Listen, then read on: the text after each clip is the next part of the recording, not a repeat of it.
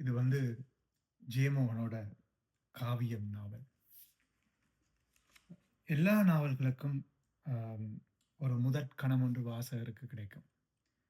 அந்த கணம் வந்து ஆம், ஜீவியோட நண்பியான அபிராமியினுடைய இன்ஸ்டாகிராம் பதிவு ஒன்று மூலம் எனக்கு கிடைச்சது. அந்த பதிவில் கதைகளை சொல்லும் பிசாசு பற்றிய ஒரு குறிப்பொன்ற அபிராமி போட்டிருந்தார். இந்த நாவலில் இருக்கிற முதலாவது அத்தியாயத்தின் முதல் பந்தி இப்படி ஆரம்பிக்கிறது. கதைகளை சொல்லும் பிசாசு ஒன்று உண்டு என்று அம்மா தான் என்னிடம் சொன்னாள். அந்த பிசாசை என் அம்மாவின் பாட்டி நெடுங்காலத்திற்கு முன் நேரில் பார்த்திருந்தாள். கோதாவரியில் அதிகாலையில் குளிக்கச் சென்ற போது அது சேட்டுச் சரிவில் சரிந்த கட்படிகளில் ஒன்றில் உட்கார்ந்திருந்தது. நீண்ட தலைமுடி சடைக்கற்றைகளாக 4 பக்கமும் விரிந்து மண்ணில் பரவியிருக்க இருட்டின் குமிழி போல் தோன்றியது. அதை பிசாசு என எண்ணிய கணம் அது நிழலாக மாறியது. அவள் நடுக்கம் தீர்ந்து மெல்ல நடந்து அணுகி கடந்து சென்று நீரில் இறங்கி மூழ்குவதற்கு முன்னர் மீண்டும் கரையை பார்த்தபோது அது அங்கில்லை. ஆனால் நீரில் மூழ்கி சற்றே நீந்தி ஆழத்திற்குள் கண் திறந்த போது அதன் முகம் மிக அருகே தெரிந்தது. அதன் கண்கள் நீரின் இருட்டுக்குள் 2 ஒளிரும் நீல நிற இணை மீன்கள் போலிருந்தன.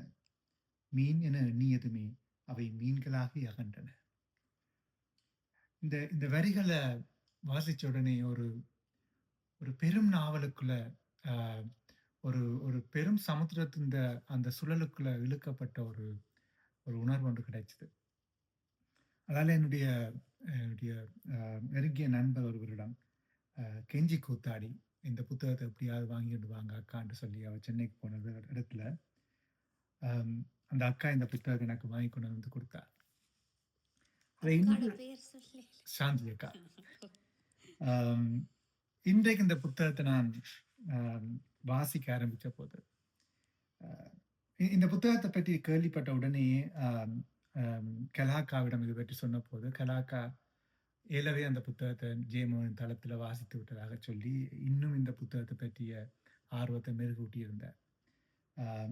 இன்றைக்கு இந்த புத்தகத்தை திறந்த போது அதன் முன்னுரை இப்படி ஆரம்பிக்கிறது. சொல்லுக்குள் சொல். ஒவ்வொரு சொல்லும் பிற சொற்களால் பொருள் கொள்கிறது என்று அவ்வப்போது தோன்றுவதுண்டு. ஒரு சொல்லுக்குள் இன்னொரு சொல் உறைந்திருக்கிறது. நமக்கு வாசிக்க கிடைக்கும் ஒவ்வொரு நூலுக்குள்ளும் நாம் அறியாத நூல்கள் உரைகின்றன. இந்தியாவில் இன்று கிடைக்கும் தொன்மையான நூல்களை விட பல மடங்கு நூல்கள் அழிந்து விட்டன என்பவர்கள் உண்டு. நம் தொல் நூல்கள் ஒவ்வொன்றும் வேறு நூல்களை பற்றிய குறிப்புகளை அளிக்கின்றன. என்ப என்கிறது தொல்காப்பியம்.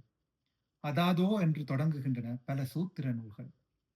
நாம் அறிந்த நூல்களின் நீள்திரையில் இருந்து நம்மை வந்து தொடும் புள்ளிகள் மட்டுமே. எனில் அழிந்த நூல்கள் எல்லாம் எங்குள்ளன? இங்கே நாம் அவற்றையும் சேர்த்துத்தான் வாசித்துக் கொண்டிருக்கிறோமா? நாம் வாசிக்கும் நூல் என்பது நாம் வாழும் வாழ்க்கையின் இன்னொரு வடிவம் என்றால், இந்த வாழ்க்கை என்பது நாம் அறியாத எவரெவரோ வாழ்ந்த வாழ்க்கையின் எச்சம் மட்டுமல்லவா? இந்த வாழ்க்கையில் உறைந்துள்ள பிற வாழ்க்கைகளைத்தான் அவ்வப்போது பெரும் திகைப்புடன் உணர்ந்து கொண்டிருக்கிறோமா? ஒரு வாழ்க்கை புள்ளியில், ஒரு உறவு சந்தியில் நாம் இதையெல்லாம் கையாள்கிறோம், எவருடனெல்லாம் உறவாடுகிறோம். ஒரு கணம் என்பதே வரலாறேதான், ஒரு இடம் என்பதே இப்புவியேதான்.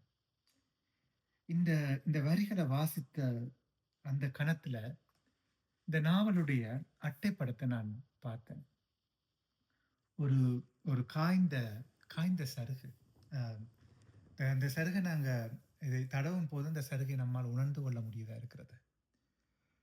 இந்த காந்த சருகுக்கு பின்னாலே ஒரு பெரும் மரபு சார்ந்த கற்சிற்பங்கள் இருக்கின்றன.